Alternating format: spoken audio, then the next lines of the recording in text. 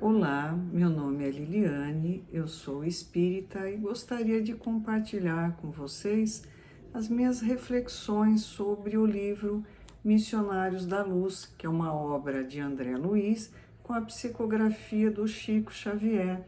Já tem outros vídeos e agora a gente está no segundo capítulo, cujo título é A Epífise. Nós estamos na terceira parte desse vídeo. Só para a gente recordar um pouquinho o que foi falado sobre a epífise, também conhecida como glândula pineal. A função dela é interromper ou bloquear o estímulo sexual no período da infância.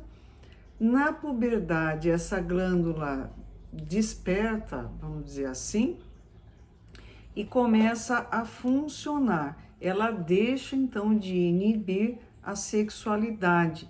Aí a gente vai pensar, poxa, e as glândulas sexuais? Não são elas que secretam hormônios que vão determinar as mudanças, as características sexuais secundárias nos meninos e nas meninas? São essas glândulas que produzem hormônio, mas sob o comando da epífise, né? Que ela vai emitir padrões eletromagnéticos que vão ativar essas glândulas, né? Quando começa a produção de hormônio, a epífise começa a emitir, né, a coordenar essa parte, o que acontece? O ser humano começa a recapitular a sua experiência no que diz respeito à sexualidade. Então, o que acontece? O que eu vivi em existências passadas, como eu exerci a minha sexualidade, vem à tona e vem com muita força. Qualquer um que tenha passado pela adolescência sabe o quanto isso é violento, é um impulso que precisa ser controlado e direcionado, né? E também a epífise vai nos conectar com as nossas emoções passadas. Então, o que acontece? Vem aquela pessoa super tranquila, aquela criança que é um doce, aí entra na puberdade, começa a brigar com o pai ou brigar com a mãe, não aceita o irmão.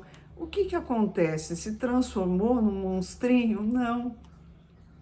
Dentro dela começa uma recapitulação das emoções que ela traz da vida passada. Então, por exemplo, se eu em alguma existência tive alguma dificuldade, por exemplo, com minha mãe, eu poderia até me relacionar mais ou menos bem com ela.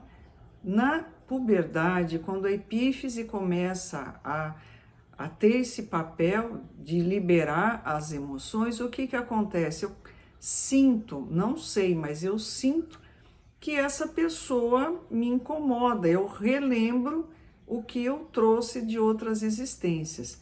Então aí é a oportunidade de o adulto, porque adolescente é difícil, eu mesmo é mais ou menos um trem descarrilhado. O adulto, sabendo disso, procurar contornar a situação. A oportunidade está aí, né? A gente tem que aproveitar. Filho dá trabalho, na adolescência pior, e depois de adulto fica pior ainda, não é assim? E a gente vai. Então vamos retomar o segundo capítulo, a epífise, do livro Missionários da Luz. Nós vamos iniciar na página 26. Lembrando que André Luiz está numa nova missão de aprendizado sobre a mediunidade. Ele está num centro espírita observando a comunicação mediúnica através de um médium psicógrafo, que é o título do primeiro capítulo, e ele agora está observando a epífise, essa glândula tão especial, responsável pelo intercâmbio, pela conexão do mundo espiritual com o mundo material. Agora, aclaravam-se-me os raciocínios de modo franco. Receber um corpo nas concessões do reencarnacionismo não é ganhar um barco para nova aventura ao acaso das circunstâncias, mas significa responsabilidade definida nos serviços de aprendizagem, elevação ou reparação nos esforços evolutivos ou redentores. Ou seja, quando você ganha um novo corpo, uma nova oportunidade de reencarnar, não quer dizer que você ganhou passe livre para fazer todas as besteiras que você costuma fazer e mais algumas. Não, é uma oportunidade de aprendizado, de você se elevar e se preparar para a vida espiritual. Né? Não é assim, opa, agora eu posso fazer todas as besteiras e mais algumas. Não, tem responsabilidade. Paulo já disse, tudo me é lícito, mas nem tudo me convém. Na verdade, eu posso fazer o que eu quiser, só que tem um preço, tem consequências para mim e para as outras pessoas. Então, a gente tem que refletir melhor, principalmente no que tange a sexualidade. Esse livro foi escrito há 75 anos, e se a gente acha que tem muita baixaria hoje em dia, na época de André Luiz, a coisa mais normal do mundo era um homem casado se relacionar com prostitutas, as quais ele visitava quase que todas as noites. Aí o que acontece? Você cria vínculos, esses vínculos emocionais têm consequências, né? Então a gente precisa refletir. Eu posso exercer a minha sexualidade da menor maneira que eu achar. Só que isso vai ter um preço, vai ter um custo emocional para mim e eu preciso pensar a respeito. Compreende agora as funções da epífise no crescimento mental do homem e no enriquecimento dos valores da alma? Indagou-me o orientador. Alexandre, você está entendendo agora, né? Que o buraco é bem mais embaixo? Sim, respondi sob forte impressão. Segregando unidades-força, continuou Alexandre, pode ser comparada à poderosa usina que deve ser aproveitada e controlada no serviço de iluminação, refinamento e benefício da personalidade, e não relaxada em gasto excessivo do suprimento psíquico nas emoções de baixa classe. Agora o Alexandre vai pegar pesado. Refocilar-se no charco das sensações inferiores, à maneira dos suínos, ou seja, dos porquinhos, é retê-la nas correntes tóxicas dos desvarios de natureza animal e na despesa excessiva de energias sutis. Muito dificilmente consegue o homem levantar-se do mergulho terrível nas sombras, mergulho que se prolonga além da morte corporal. Ele chutou o pau da barraca. Ele compara quem abusa da sexualidade a um porquinho rolando na lama, ou seja, vai se comprometer. Em vista disso, é indispensável cuidar atentamente da economia de forças em todo o serviço honesto de desenvolvimento das faculdades superiores.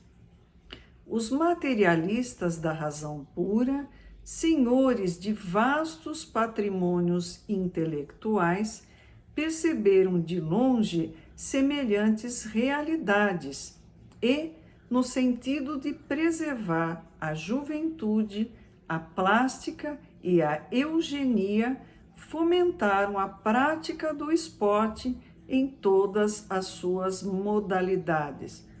Vamos destrinchar isso aqui. Materialistas, né, que visavam o quê? Preservar a juventude, ou seja, evitar que os adolescentes gastassem energia de maneira indiscriminada. A plástica e a eugenia, ou seja, eles queriam uma raça pura. Então, o que eles pensaram? Essa molecada, ao invés de ficar utilizando o sexo de maneira inadequada, vamos dar esporte para eles. Ele vai eles vão gastar energia e não vão se dedicar ao sexo. Bobagem, né? Mas eles pensavam dessa maneira. Contra os perigos possíveis na excessiva acumulação de forças nervosas, como são chamadas as secreções elétricas da epífise, aconselharam aos moços de todos os países o uso de remo, da bola, do salto, da barra, das corridas a pé. Então, eles tinham medo também que o jovem, como ele não iria exercer a sua sexualidade de maneira exacerbada, que iria acumular, né, entre aspas, essa energia, e que essa energia acumulada ia fazer mal. Então tinha que gastar energia. Pensa bem, né? Nós nascemos mal comparando com um tanto de energia. Nós somos uma bateria que não dá para, ela não é recarregável, né? Em algumas situações nós podemos receber um plus de energia e conseguir melhorar a nossa saúde, principalmente física. Mas a nossa energia é limitada. Se eu achar que eu vou gastar energia a rodo, né? Tem que gastar energia, senão eu vou desvirtuar para exercer minha sexualidade de maneira desregrada, eu vou estar gastando uma coisa que eu não vou conseguir repor, não é muito bom, não. Desse modo, preservavam-se os valores orgânicos, legítimos e normais para as funções da hereditariedade, ou seja, eles queriam que a energia do sexo fosse reservada para procriação, para que o herdeiro viesse com tudo, bonitinho, né, cheio de energia. A medida, embora satisfaça em parte, é, contudo, incompleta e defeituosa. Incontestavelmente, a ginástica e o exercício controlados são fatores valiosos de saúde. A competição esportiva honesta é fundamento precioso de socialização. No entanto, podem circunscrever-se a meras providências em benefício dos ossos e, por vezes, degeneram-se em elástico das paixões menos dignas. São muito raros ainda na Terra os que reconhecem a necessidade de preservação das energias psíquicas para o engrandecimento do Espírito eterno. O homem vive esquecido de que Jesus ensinou a virtude como esporte da alma e nem sempre se recorda de que, no problema do aprimoramento interior, não se trata de retificar a sombra da substância, e sim a substância em si mesma. Ou seja, nós não vamos tratar as consequências, e sim atuar na causa. Então, sexo é proibido, é sujo, é imoral? Nada disso.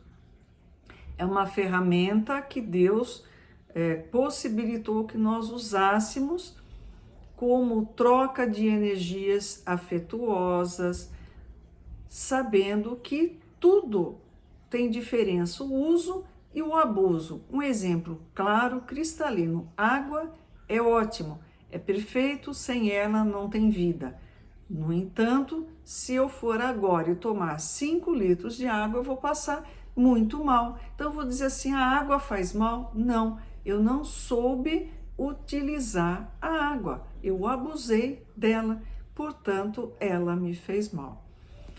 No próximo vídeo, a gente finaliza esse capítulo e a gente vai refletindo sobre isso. Se vocês tiverem dúvidas, questionamentos, colocam nos comentários. Não esqueçam de se inscreverem no canal, ativarem a notificação e curtirem o vídeo. Compartilhem. É uma ideia para que a gente traga reflexão sobre um tema tão interessante. Até a próxima!